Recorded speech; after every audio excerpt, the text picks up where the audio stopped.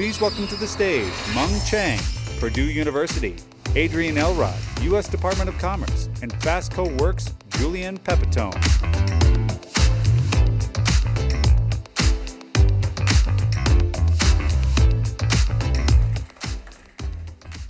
Good morning, everyone. Thanks for being here. On behalf of all my colleagues at Fast Company Innovation Festival, we appreciate you joining us. And a special thanks to our partner, Purdue, for making possible this panel about the semiconductor workforce. And even if you don't completely understand what a semiconductor is, I think we've all come to see, especially in recent years, just how much these chips are in so much of our modern world. You know, for example, we all saw recently when during the peak of the pandemic, there was a shortage in chips for automobiles. Then we had a shortage of new cars, and prices of used cars absolutely soared.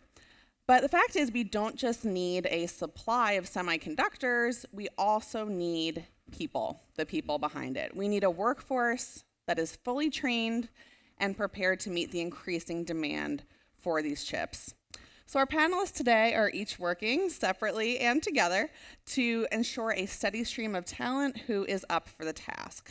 So I'd love for each of you to start by talking about kind of your corner of this world and about your work and how you're approaching the challenge. So Adrienne, we'll start with you. Tell us about this new Chips for America program that started about a year ago. Absolutely. First of all, thank you so much for inviting me to be here today. It's great to be on stage with President Chiang. He's such a leader in the R&D innovation of chips, and Purdue is doing incredible work in this space.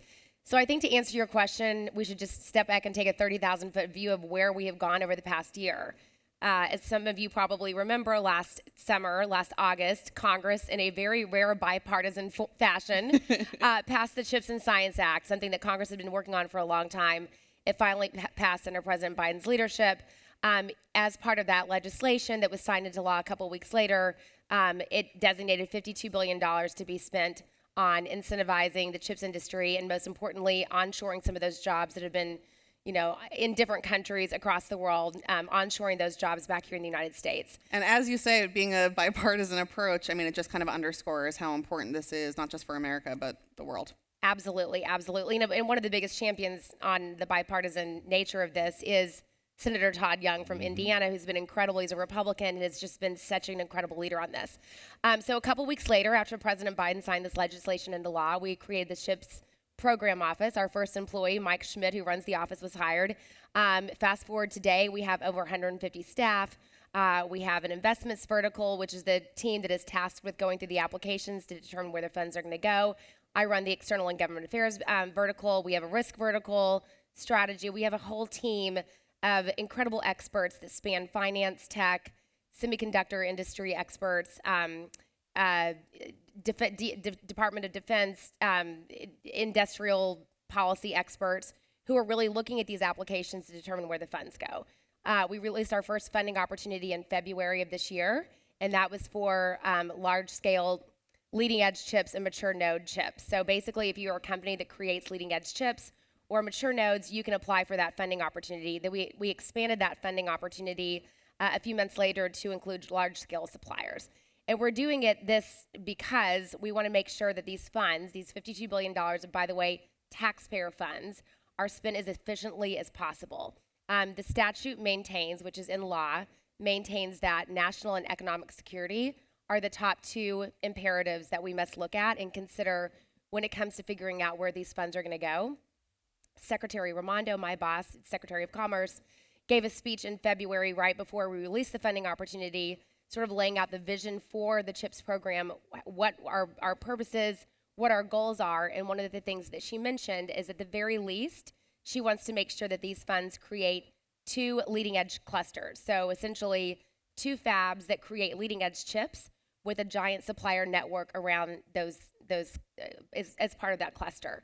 And one of the reasons why is because we make currently 0% of the world's leading edge chips here in the United States, 0%. 92% of the world's leading edge chips are made in one country, and that is Taiwan. Those are two pretty sobering stats. Exactly. So we have a lot of goals that we put forward. We have a big task at hand, but we are excited about this challenge. We know how incredibly important this moment is in terms of reshifting industrial policy. and making sure that we can create the chips that we need in our everyday lives here in the United States. We know that we're not going to have a corner market on chip production, but we at least want to make sure that we can be more productive so that we can have more supply chain resiliency. And, again, we can create the chips that we need here at home so we won't have some of the disruptions that I think a lot of people felt in their everyday lives during the pandemic. Absolutely. And President Chiang, same question for you. Obviously, Purdue is synonymous with top-tier engineering education, but if you could talk about some specifics with either partnerships, curriculum, any initiatives that the university is up to lately. Well, Julian, you should be our spokesperson, perhaps. And thank you, Fast Company, for recognizing Purdue University as the most innovative university in America. And Adrienne is right that we're looking at chips as the foundation for national security, economic security, and job security in America. And congratulations on the creation of the Chips for America office. And when you think about what Secretary Raimondo said exactly 1 year ago on Purdue campus in West Lafayette, Indiana, along with Secretary Blinken, when they both visited with my predecessor, Mitch Daniels, and I was the president-elect, which, by the way, is the best job on earth. You get paid without having to do anything. But I was there, notes. I was in the audience, and I was taking note, and Secretary Raimondo said that Purdue is the leading example in the country in going from lab to fab. So to answer your question, Purdue University takes very seriously as America's leading semiconductor university in 4 pillars. Talent and workforce is 1, research innovation is 2, industry collaboration 3, and cooperation with like-minded countries in the free world is the 4th one. On the first one, arguably, the biggest supply chain need is that of the talent pipeline. And it's estimated well over 50,000 new engineers in the semiconductor space is needed in our country alone in this decade alone. So a year and a half ago, in front of Senator Todd Young, of Indiana, Purdue University launched the Semiconductors Degree Program, SDP, and it is online and it is in person. It is undergraduate, it is postgraduate. It is a whole major, it is also a certificate that you can take even if you are a business student or chemistry student. And over the past year, we have started graduating hundreds already, and at steady state, we hope to graduate thousands every year of students just from our university, and we are leading the DoD-funded SCALE workforce for secure microelectronics, a consortium of 17 universities around the country to work on this together. It does take the whole village. Wonderful. Well, on that note, taking the whole village, you both talked about this, whether it's a cluster, a village, an ecosystem, whatever you want to call it. I'd love for you both to talk a little more specifically about how important collaboration is. And could you get a little more specific about how different stakeholders fit into this ecosystem?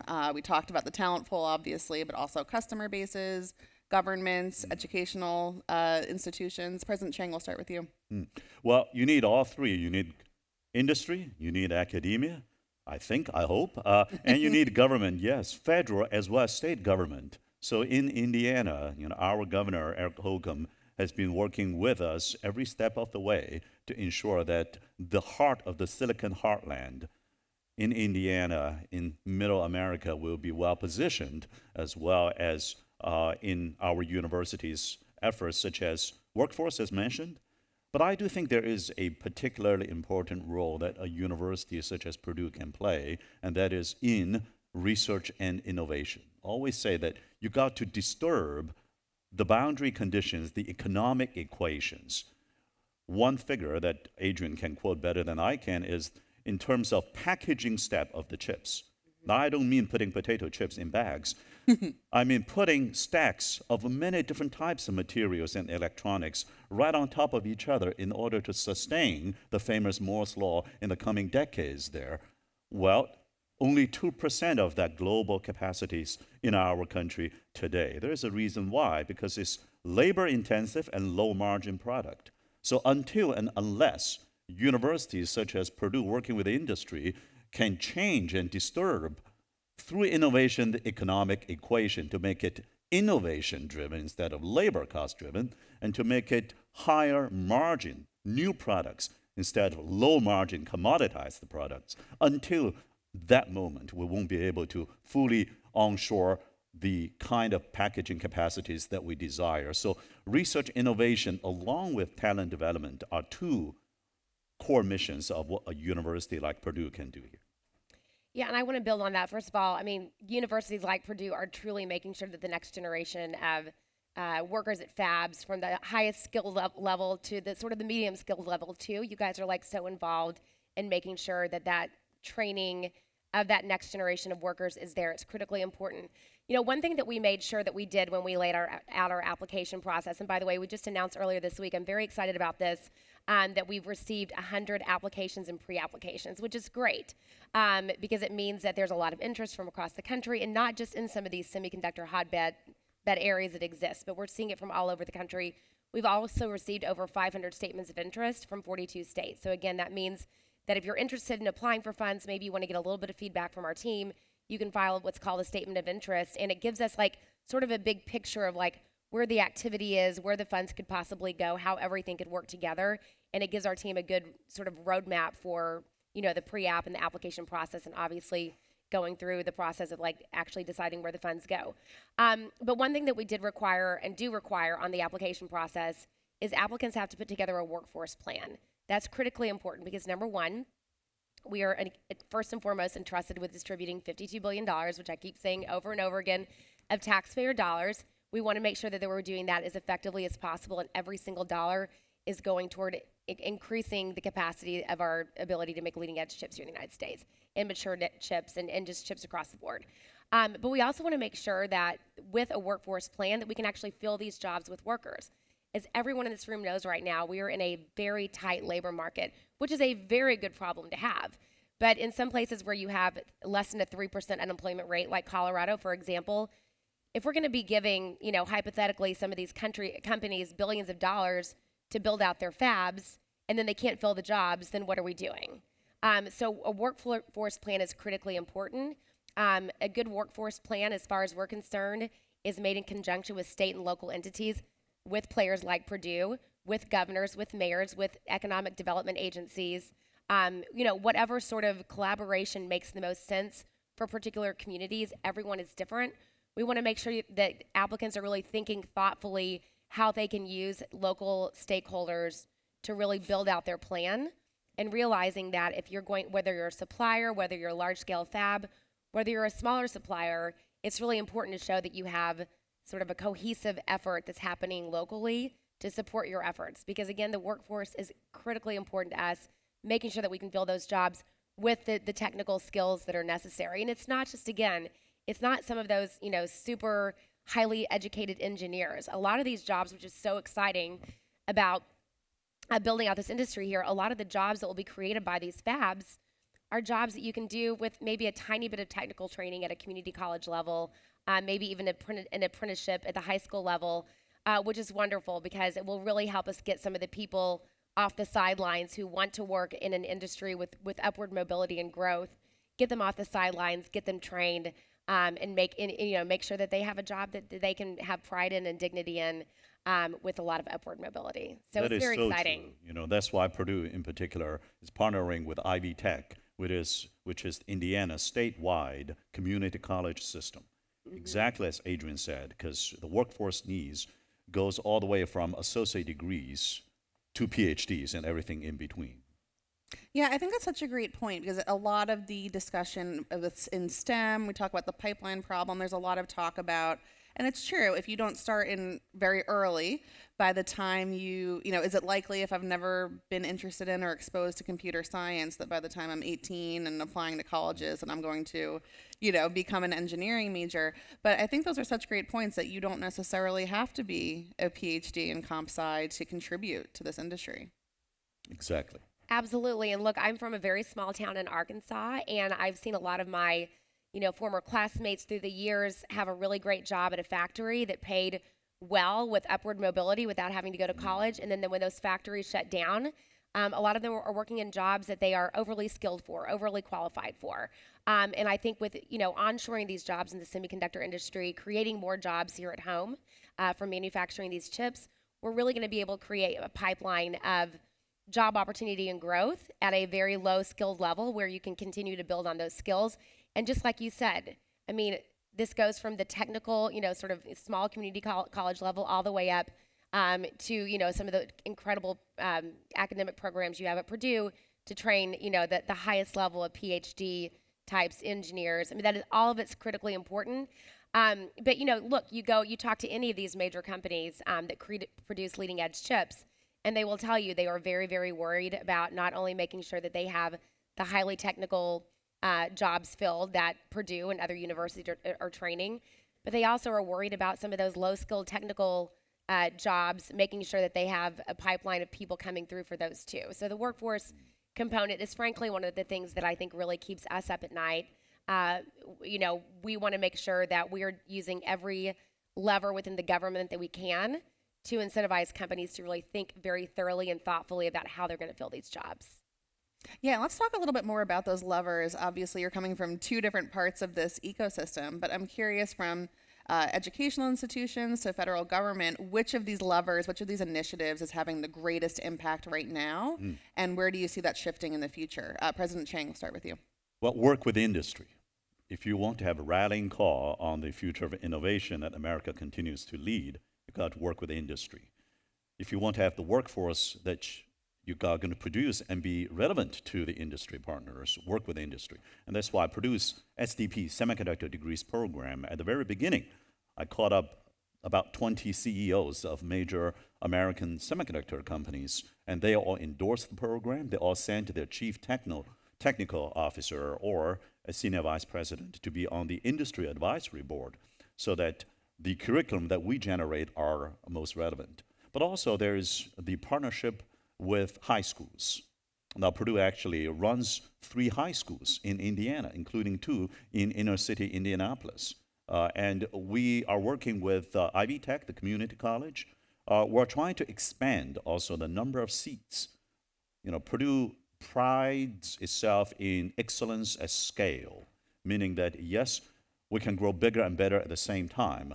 Our undergraduate engineering college, for example, went from 8,000 plus to 11,000 plus seats, while the ranking continues to climb. Undergrad, number 8 in the country, graduate program, number 4 in America. But that doesn't mean that we're going to exclude people from coming to the ecosystem to get the education that they need. So this excellence at scale, growing bigger and better at the same time, while working with high schools, working with community colleges, will provide a much broader set of opportunities for all Americans. There's talents everywhere in the country, not just in one city, in one state, but truly throughout, in particular, Middle America. Yep, absolutely. I mean, look, we are looking at, to the point that the president just made, we are looking at what is happening in state and local, partnerships across the country. That's where the innovation is happening when it comes to thinking creatively about, these collaborations. So it's not necessarily, our job at the CHIPS program office is to obviously distribute these funds as efficiently and methodically as possible. But at the same time, when our team is going through the applications, they're looking at what are some creative solutions that are happening at the state and local level in partnership with academic institutions like Purdue. You're seeing this across the country, and a lot of this has to do with the fact that it's not necessarily something that we're doing, it's something that has been happening. Intel, for example, in Arizona, is building out a large fab along with TSMC in right outside of Phoenix. And one of the things that they've been doing for quite a long time, actually, is they have a partnership with Maricopa County Community College. There's a 10-day training program that Intel is largely funding. So if you apply for the program and you get accepted, you can go through this 10-day, by the way, not 10 months, not 2 weeks, 10-day program, and you can come out with the training you need to start at a very, low technical level, but again, with upward mobility at a fab. And this is happening because the workforce has not been there, and they're trying to make sure that they have these partnerships to train the workforce. So when we talk about what are some government programs and solutions that, is happening that we're seeing, that's been really effective, what we're seeing is a lot of that is happening at the state and local level. Fantastic. And, we just talked about state and local level. I would love to look kind of in the U.S.'s place in this global ecosystem. Obviously, so many industries are a very global supply chain. That's been true for a really long time in the semiconductor industry. So when you each think about tackling these problems and solutions, how do you think about our place in this domestically versus globally, whether it's working with, other federal governments or just other institutions overseas? Adrienne, we'll start with you. Well, first of all, we made it very clear on the CHIPS program team that we're not trying to have a corner market on the semiconductor industry, and we know that we're not going to in terms of production of chips, manufacturing of chips. We know that we are only strong when our global allies are strong, and so that's a very important thing that we consider all the time, that we can't go at this alone, that those global partners that are good actors, that are allies of the United States are critically important. We've also, as an aside, put out China guardrails to make sure that we are keeping technology, especially if we're investing in a company here in the United States, that technology, those funds are not going to advance technology in China or in other parts of the world where there are bad actors who want to use these funds in a way that we don't consider to be positive for the United States. So we do consider our partnerships with our global allies to be very important. I will also say, this is not exactly directly answering your question, but I think it's important for this conversation to keep in mind. We're not the only country that just passed a CHIPS Incentive Act, right? It's happening everywhere. The EU just passed one. Germany has their own. China is able to just dump money without having to go through a legislative process into the semiconductor industry whenever they want to. Korea has their own incentive program. So in many ways, the United States is just catching up to what's been happening globally for a long time. But again, think if we didn't do this, right? It would be that much more difficult for us to get these jobs that we need here in the United States. So the long answer to a short question is global allies are critically important. Global partnerships are critically important. And again, we want to make sure that we are keeping the technology that is advancing here in the United States in the semiconductor industry, out of countries that, are not always coming with the best intentions. But at the same time, we made it also very clear that we're not decoupling from China. There is an important symbiotic relationship there. It's just a very tricky dance that we're always trying to strike. Yes. So I think it's important to make sure that, as Adrienne said, that we work with like-minded allied countries. We think of EU, we think of India, we think of Japan and South Korea, think of Taiwan, and in particular, so Purdue over the past summer arranged 3 partnership deals. One is with Japan, the U.S.-Japan Semiconductor Alliance, signed in the presence of Secretary Blinken and Ambassador Emmanuel in Hiroshima at G7. And I was there along with other industry academia leaders. That is important. Purdue is hosting the kickoff of that workforce and research collaboration between Japan and the United States next month on our campus. There's also the India Semiconductor Mission, ISM, and all the Indian higher education institutions. And Purdue, again, is the leading American university partnering with the ministry in India. And then there's IMAC, which is located in Leuven, Belgium, that is sort of the headquarters of a lot of European activities in R&D and workforce. And Purdue is welcoming IMAC to set up its R&D center in Indiana next month as well. So I have a fear, I have a hope. The fear is that with all these democratic countries pouring their own national resources around the same time in the same sector, what if we end up at the end of the decade, wake up and realize, oh, wait a moment, did we just fracture the scale of our companies? And did we just slow down the speed of this industry in all of our countries? But I have a hope that if you think about the semiconductor ecosystem, this food chain, supply chain, it's very wide. It goes from materials and gases to hardware and software tools to the design of the chips, to the making of the chips, to the packaging of the chips. So the hope is that with coordination among like-minded allied countries, we'll be able to find win-win solutions for all these countries that are working together now. And if you think about what a university can do, part of that is indeed be sort of a track tool in this tech diplomacy conversation to help make sure that we avoid that very undesirable unintended consequence and then hope together we can strengthen the freedom chips. I like it. Great. And, for our folks joining us in the audience today, and you can take this question however you'd like. There's folks from probably a lot of industries here who may or may not be hiring engineers or applying to the CHIPS program. Maybe there's someone sitting here whose ears perked up when you talked about that 10-day Intel program. What do you want the folks here to take away, and how can they potentially be part of the solution? President Chiang. Well, I've got two offers to all of you. Number one is that I mentioned these degrees and certificates are offered online as well through both Purdue Global and Purdue University Online. So you're all very welcome to pay tuition to Purdue University, very affordable one, and get a certificate for global supply chain of semiconductors for yourself. But there's a second offer, and that is to come visit us. Not everybody appreciates the Silicon Heartland is growing so fast. And in fact, this morning, this moment, this hour, I believe part of the $52 billion on the R&D side coming out of DoD, partnering with Commerce, is going to be announcing which are the microelectronic commons hubs.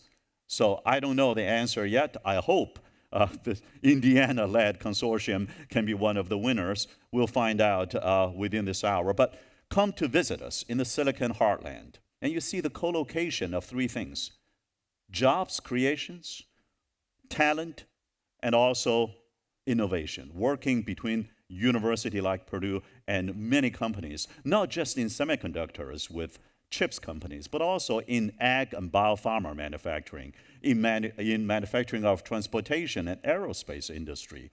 So that co-location where you got a student, she can wake up in the morning, turn left out of her dorm, or go intern at a company in chips or in pharmaceutical manufacturing, and then she can turn right and go take similar courses from professors in the research labs in the afternoon, and then go back to her dorm and enjoy dinner with her friends. That co-location of innovation ecosystem is exactly what I think Secretary Raimondo was referring to as lab to fab. Absolutely. I mean, what a ringing endorsement that was. Look, I would say this, if any of you have children in this room, if any of you are thinking of a career change, go into STEM, go into the semiconductor industry. We need more young people in this country to get excited about working in the semiconductor space. As all of you probably remember, 20 years ago, coding was the new thing, right? I want to learn to code, and there was upward mobility there, and there certainly still is. But we need more young people in this country to get excited about working in the semiconductor industry.